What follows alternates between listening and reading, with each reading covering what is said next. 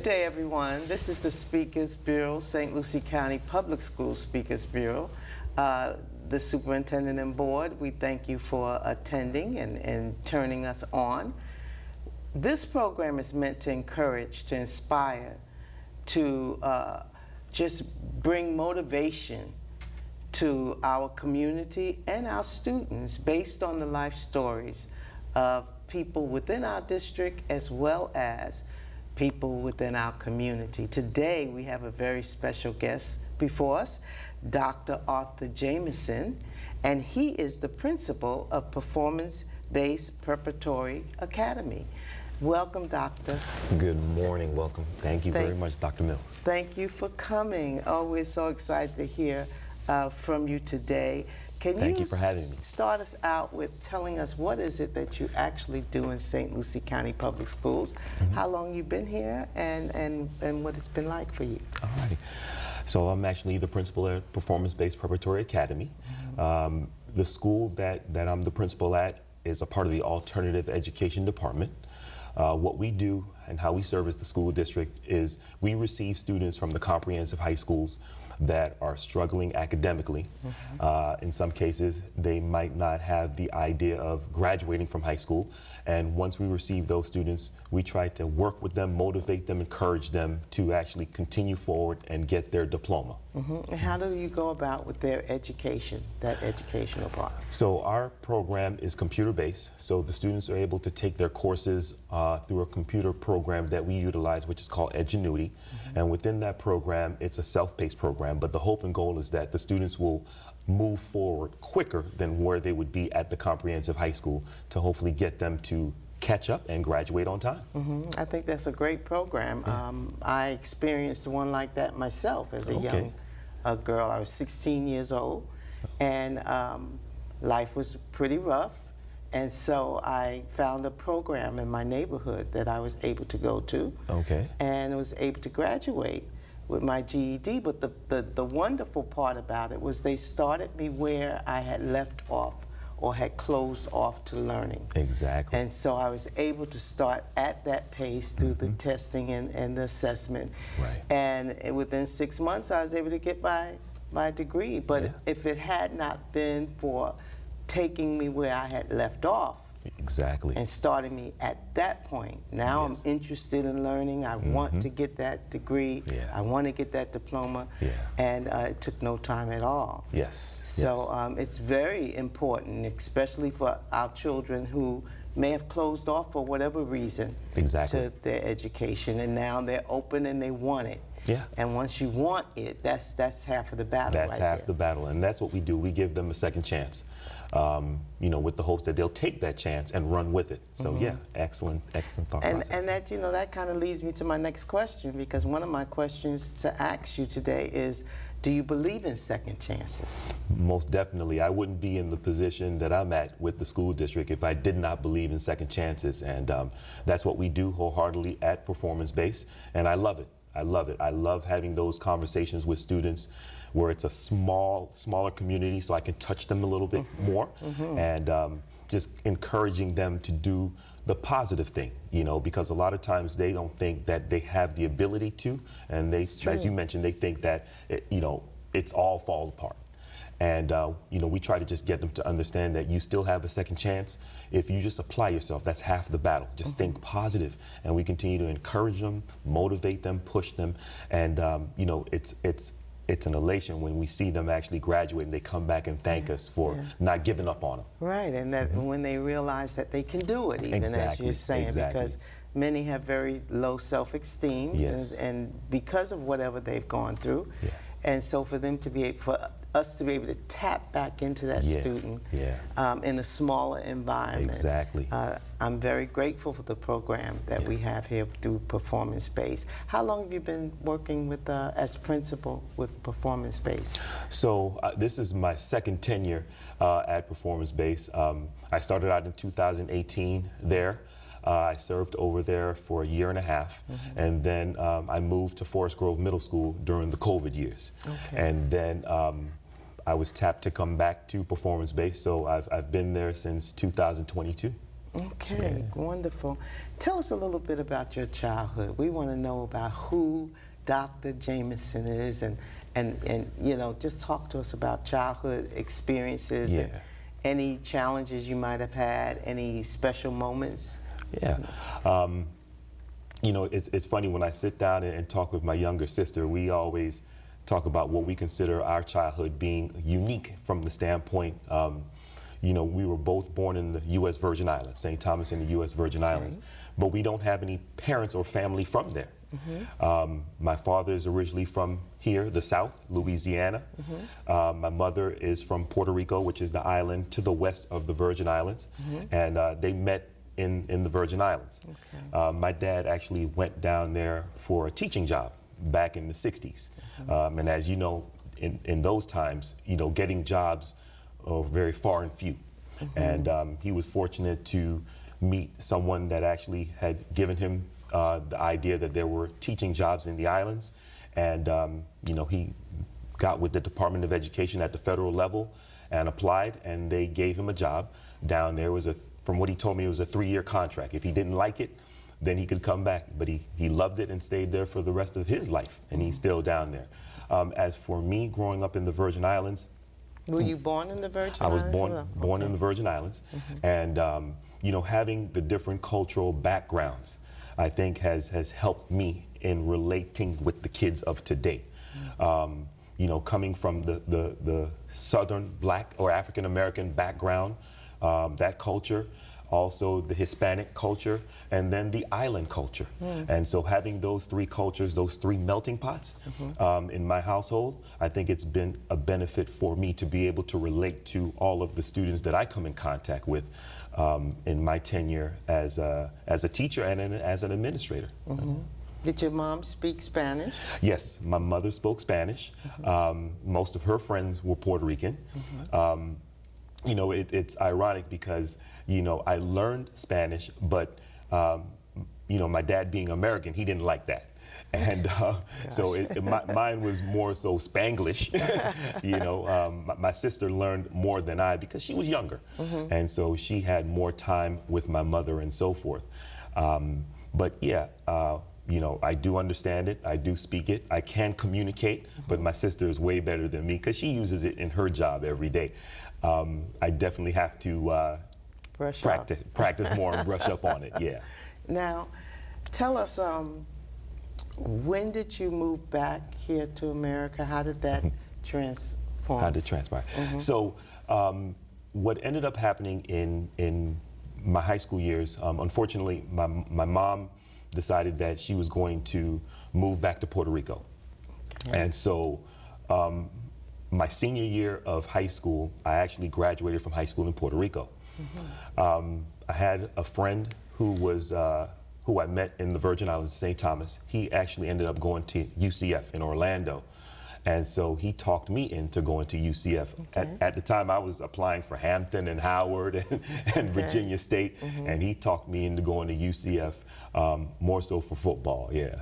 Oh, so you went as a football player? I did not. I went as a walk-on, and he walked on. I went as a walk-on, and I had some issues with my transcripts and so forth, and so I ended up not actually playing football at UCF, but I went as a walk-on. Did you get a scholarship? No. I went as a preferred walk-on, and when I got there, you know, I was out there practicing with the team and so forth in the summer, getting ready for my freshman year, and what ended up happening, they found a discrepancy in my transcripts. And so I ended up having to get all of that taken care of, moving from the Virgin Islands to Puerto Rico and then coming to the States. And by the time I got it all squared away, the season had already started, and they told me I couldn't continue the season. And so I had the opportunity to go back out the following year, and I always kick myself. I thought I made the wrong mistake at that time, and so I always think about that and live on that, and that's what I live on moving forward. What was the wrong mistake that you felt you made? I felt that I should have went back out, and you know, just hanging out and the influence of my friends at the time, following their path and not my own path, and I've always looked back on that and always regretted that. Always regretted that. Yeah. How did you pay for your college? Fortunately, when I went to UCF, I had great grades. Okay. You know, so it's the old saying, student athlete, student comes first. And I had great grades, and I was accepted into the school. I just had a discrepancy in the transcript that I had to get situated. It took a little time, but I was accepted, and I went to school and got Pell Grants and scholarships and things of that nature. Yeah. Okay. Well, Pell Grants are wonderful. Yeah, I had a Pell Grant myself. Yeah. Yeah. Tell us something. Is there anything that you want to share with us that might have been a real challenge in life, that and how were you able to overcome your challenges to be who you are now today? I think the main challenge that I had in life was my broken home with my mom and dad. Just looking at what we went through growing up in the Virgin Islands with my mom, and you see it in this day and age, my mom working 2 jobs just to make ends meet. My dad was around, but he was in distance. And I remember just various experiences that I went through that my mom and dad had that has been influential and has been etched in my mind. And I've always said that I would not want my kids to go through that. And so that's how I live my life right now with my sons, that I say, I'm going to, stick in there, hang in there for them. Yeah. So you have children? Yes. You have all sons? 2 boys, yeah. 2 younger boys right now. I have an older son and 2 younger ones now, yeah. Okay, and you're married? Yes. Okay. What does your wife do? Just interesting. She works in the pharmaceutical medical field, but she's on the HR side. And her company, what they do is they recruit for the pharmaceutical companies in regards to establishing teams to develop drugs.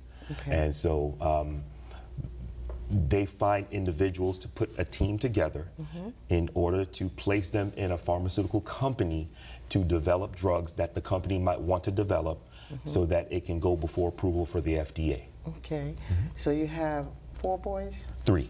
3 boys? Yeah. Okay. 2 of them still young? Yeah. Okay. Do they attend school here? Yeah. My 2 boys, they go to Palm Point. Okay. Yeah. Okay.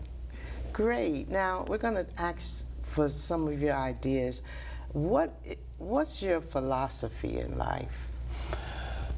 I have 2 philosophies. One which is very simple. It comes from Nike, just do it. Okay. and then my second one comes from President Obama. Change will not come if we wait on it. We have to establish and go out and take it.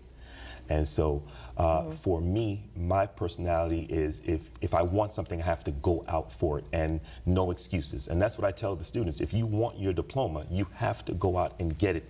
You can't just sit back and blame others. You have to step out your comfort zone. You have to, put forth effort in order to earn it.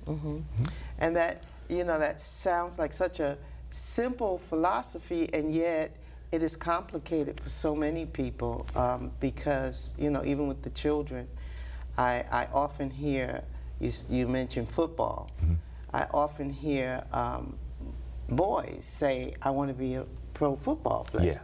Yeah. I was one. Pro basketball player, or, and then it's like, well, what are you doing about it now? Are you making the grades that you need to make for one thing?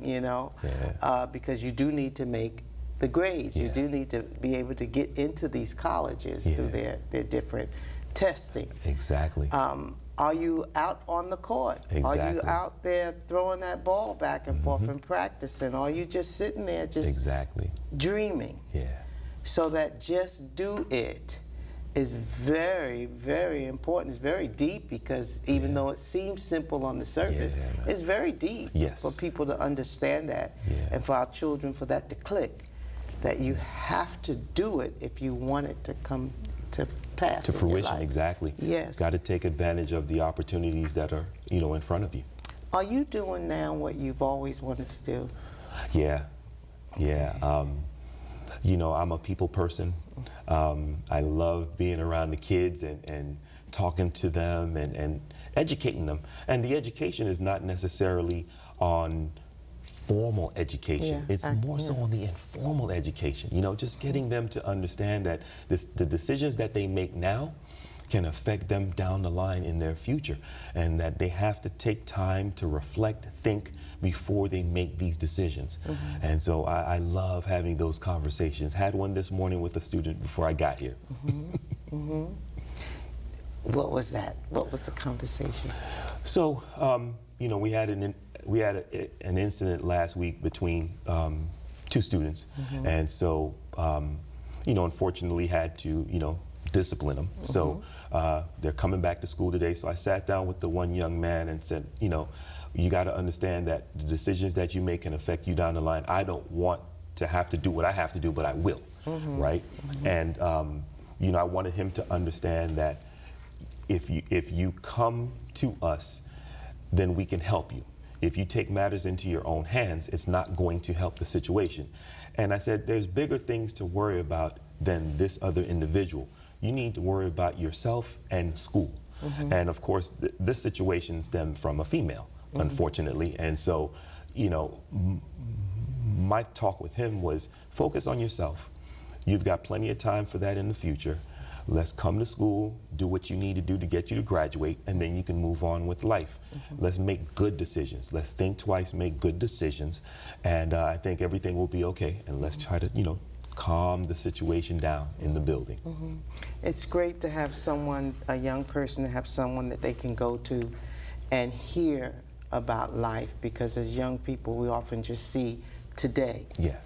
And so you telling him to think about yourself, not about that person or that person, but your life. What do you want your life to be like? Yeah, it's ironic because I preach that, in school on the intercom. Most parents, are teaching our kids to share, and think about others. And in my particular school, I'm trying to get them to be selfish. I'm trying to say, hey, don't worry about anyone else. Worry about yourself. Time is of the essence. We need you to focus on you. Focus on me, and let's get you through. When you start worrying about other students and other people and so forth, and what they're doing, what they're not doing, then that just slows you down. So it's a little change from the norm, trying to get them to focus on them and just do me. Who influenced you? Who helped you in life? Can you think of any particular names and people, what they did to make a difference in your life? So two people. First and foremost, my mother. Mom was the rock of the family, and like I mentioned, just seeing her work 2 jobs to make ends meet for us and to provide us the life that she wanted to provide for us, which was not easy. We grew up, in the projects, and she was able to scrape and get an FHA loan and move us out of the projects. At that time, my mom and dad were divorced, and I remember her working two jobs, and I remember her dropping us off to church on Sundays while she was going to work. And then picking us back up and so forth, or getting us a ride to pick us back up. That's number one. Number two, a gentleman at UCF, Dr. Larry Hudson. He's now deceased, but Dr. Hudson, I think he saved my life at the young adult stage. I was going to UCF at the time, and I consider myself at that time to be lost.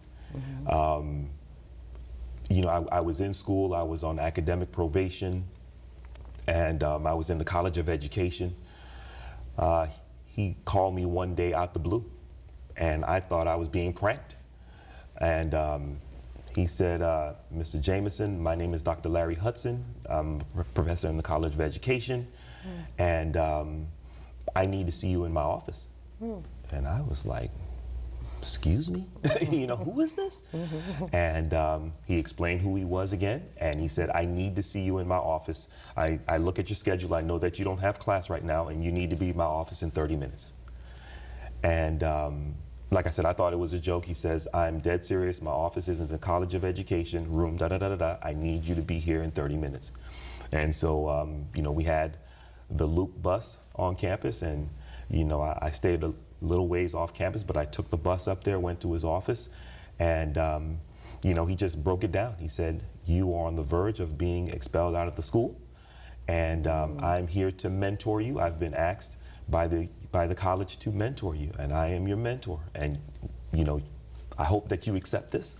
And if you do, then, you know, we can work together. And it was an eye-opener for me. It was an eye-opener.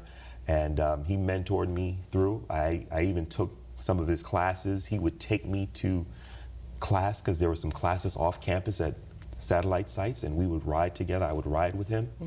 And he helped me get through college.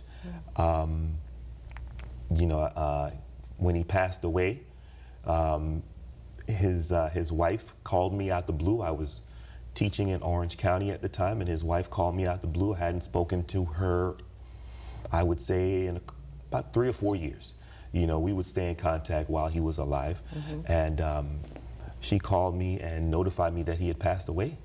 And one of his requests was that I speak at his funeral service. And that blew me away. That blew me away. And so I was honored to speak at his funeral service.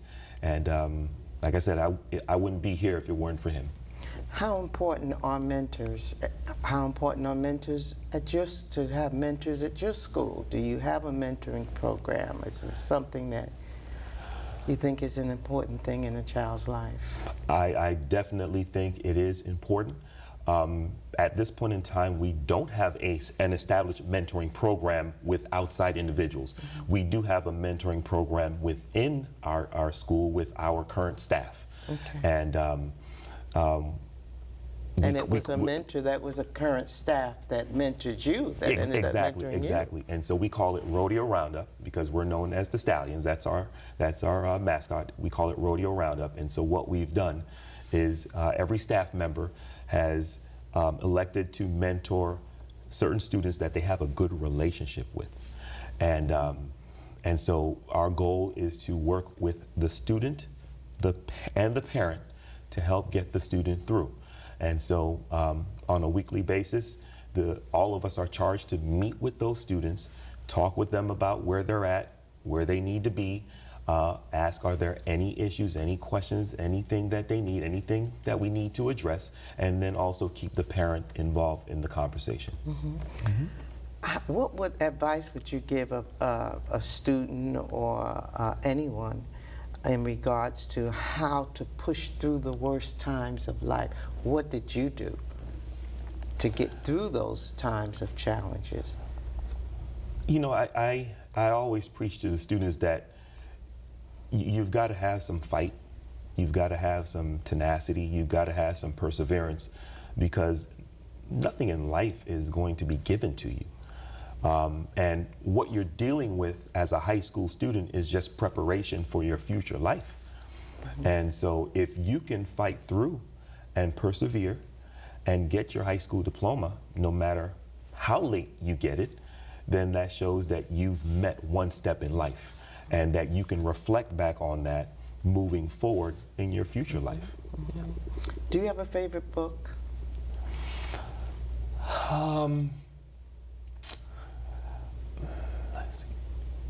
Favorite book?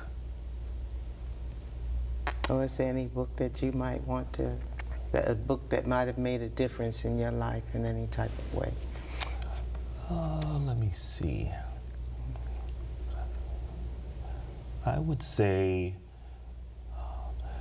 15 Invaluable Characteristics of a Leader. Okay. That's an old John Maxwell book. Yes, yeah. I've read it. Yeah, yeah, back in the 90s. Yeah. Tell us a little bit about that book. So, you know, it actually has an individual focus and reflect on what their goals and what they want to be as a leader. You know, so it talks about different characteristics in which the individual can strive on to become a better leader. One of the things, one of the topics that I like and that I try to lead my life with is integrity. Okay. You know, I feel, you know, dealing in education, you have to have that, not only with the students, but also dealing with the adults. You know, a lot of times as leaders, we have to have hard conversations, but I think if a leader has that integrity to have that hard conversation, that the individual on the other side would be receptive to it. And yeah, I think that's one of the characteristics that I take from that book from back in the day. Yeah. What are you doing to ensure you continue to grow and develop as a leader? And also, what advice would you give someone else who's going into leadership for the first time? Let me answer the second question first. Okay. Someone going into leadership for the first time, you know, I think the individual is working under the umbrella or working under the auspices of another leader. And in order to move into a higher role of leadership, I think you have to step out of your comfort zone. I think you have to think outside the box. I think for the sake of the team, I think you have to bring new ideas, new methods, new ways of doing things in order to show that you can lead. You know, that's one of the things that I've seen in other leaders, including myself, you know, having opportunities to think outside the box. The leader who's over you would actually give you that opportunity to think outside the box and bring ideas, implement those ideas, see them come to fruition, and then you debrief. And I think that's a way to, you know, to show your leadership qualities as opposed to just being a team player, so to speak, and just kind of being monotonous. Okay. And the first question, what am I doing to expand myself? Right. You know, one of the things that I've learned to do is, and something that I did not like to do, I was a person that was always into ownership. And what I mean by that is, as a leader, you have to be open to listening and learning, and then also allowing others to bring in ideas to implement. You know, I always heard from Mr. Gent, the former superintendent, you know, he would say, you know, I don't know everything when it comes to running this school district, but I've brought individuals to be a part of the team that are what he considered to be skilled in specific areas, and bring them together as a team. Using different people's gifts and talents and skills. And not feeling like you have to be everything to all people. And that's one of the things that I've learned in my second time here at Performance Base. You know, being the lone administrator, the lone principal, I thought at the first stance that I had to do everything. I had to come up with all the ideas and so forth. And so this time around, you know, I have a leadership team and I sit down and I say, okay, this is what we want to do. Let's come up with some ideas. And okay, let's take a poll. And if we're all for it, majority rules, let's implement it. Working as a group. Working as a and group using instead of people's silos. talents and skills. Exactly. We are already out of time. Oh, man. But I really enjoyed this interview. I know that you've said a lot of things that have helped so many people out in our community and so many kids. Thank you so much, and hopefully we can have you back at some time where we can continue our conversation. Thank you, Doc. I appreciate the opportunity. Thank you, Doc. I appreciate you too. Together we make a difference. Yes, we do. Thank you.